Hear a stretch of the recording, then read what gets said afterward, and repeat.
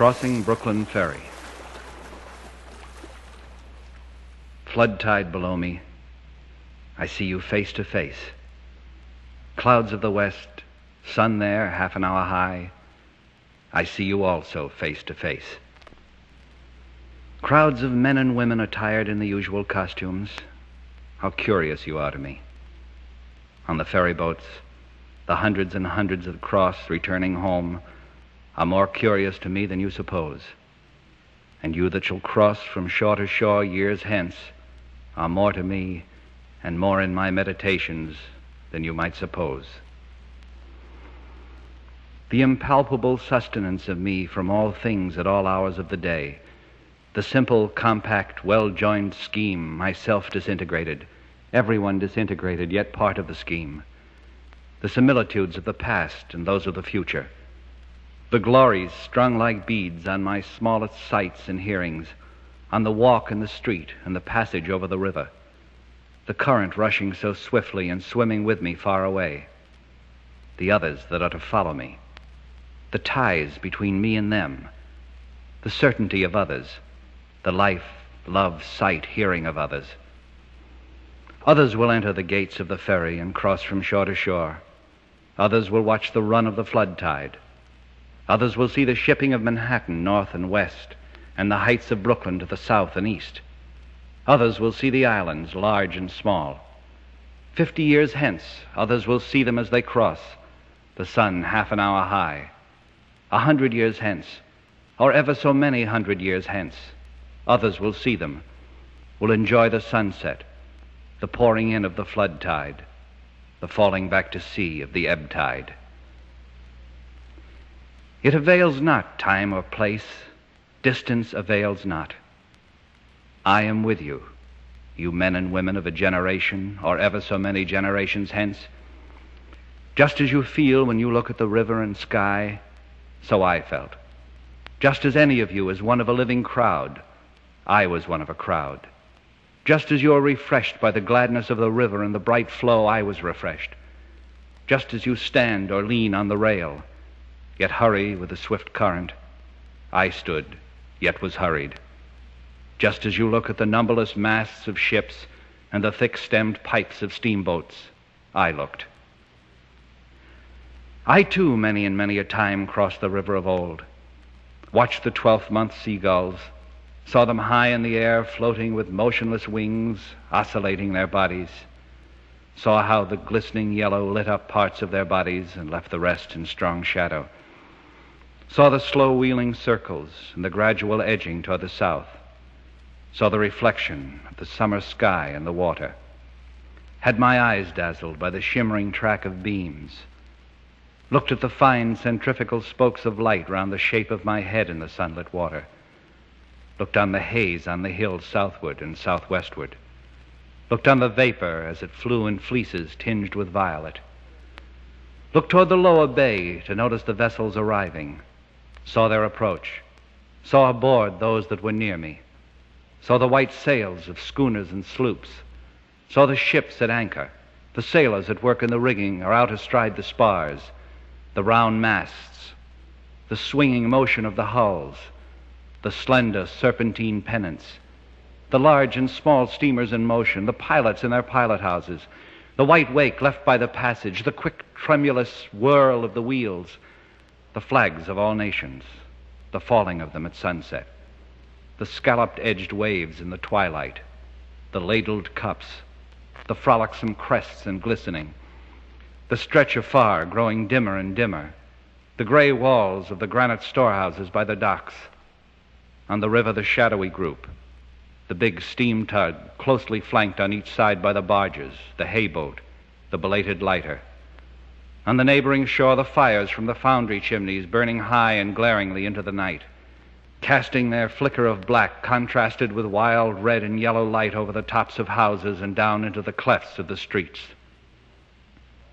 These and all else were to me the same as they are to you. I loved well those cities, loved well the stately and rapid river.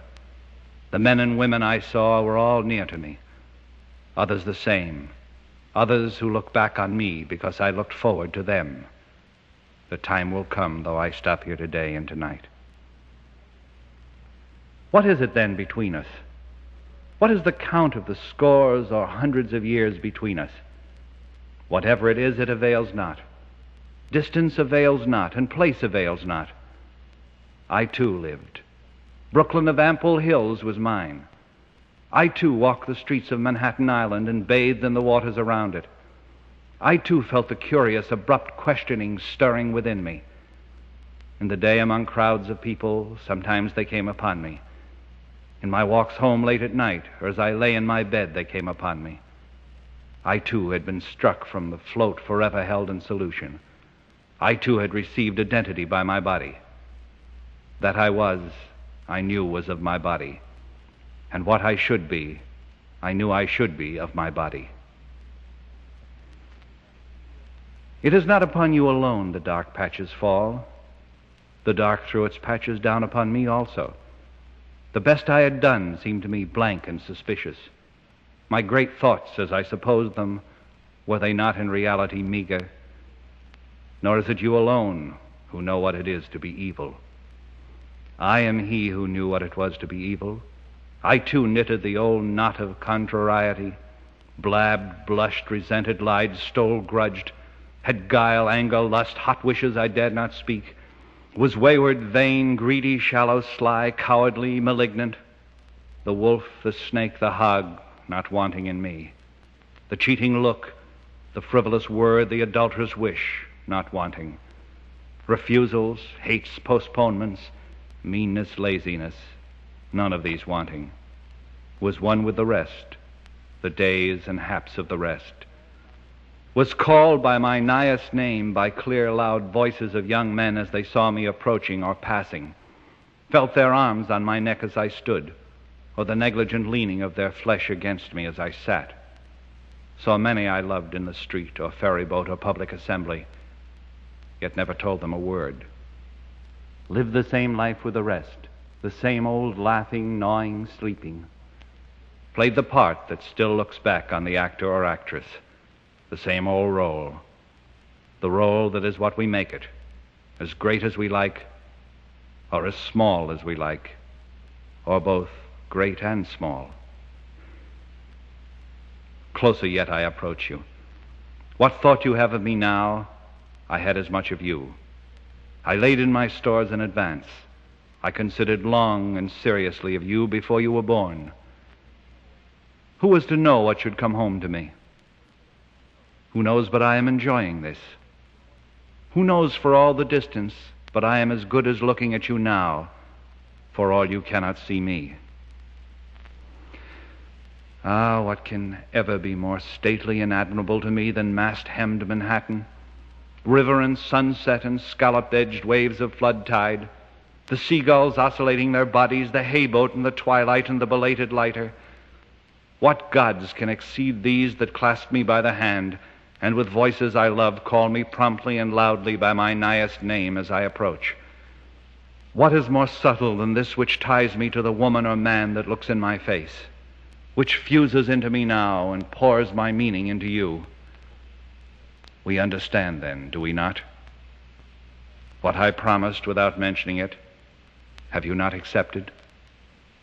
What the study could not teach, what the preaching could not accomplish is accomplished, is it not? Flow on, river. Flow with the flood tide and ebb with the ebb tide. Frolic on, crested and scalloped-edged waves. Gorgeous clouds of the sunset, drench with your splendor me, or the men and women generations after me. Cross from shore to shore countless crowds of passengers.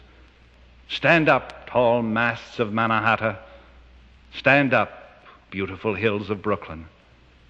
Throb, baffled, curious brain. Throw out questions and answers. Suspend here and everywhere eternal float of solution. Gaze loving and thirsting eyes in the house or street or public assembly. Sound out voices of young men. Loudly and musically call me by my nighest name. Live, old life. Play the part that looks back on the actor or actress.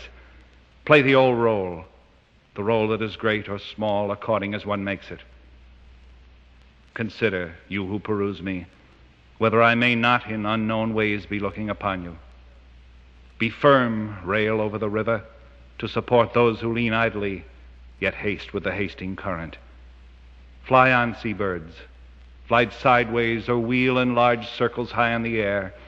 Receive the summer sky, you water, and faithfully hold it till all downcast eyes have time to take it from you. Diverge fine spokes of light from the shape of my head, or anyone's head, in the sunlit water.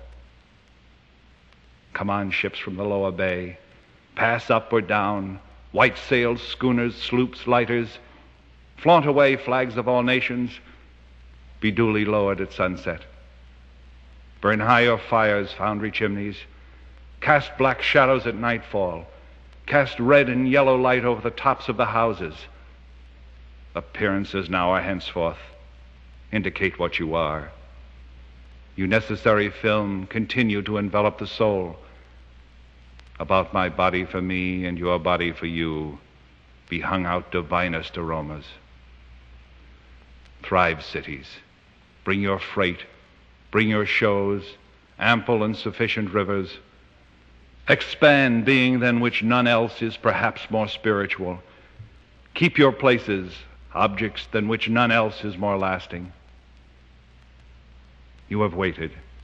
You always wait, you dumb, beautiful ministers. We receive you with free sense at last, and are insatiate henceforward. Not you any more shall be able to foil us, or withhold yourselves from us. We use you, and do not cast you aside. We plant you permanently within us. We fathom you not. We love you. There is perfection in you also. You furnish your parts toward eternity. Great or small, you furnish your parts toward the soul.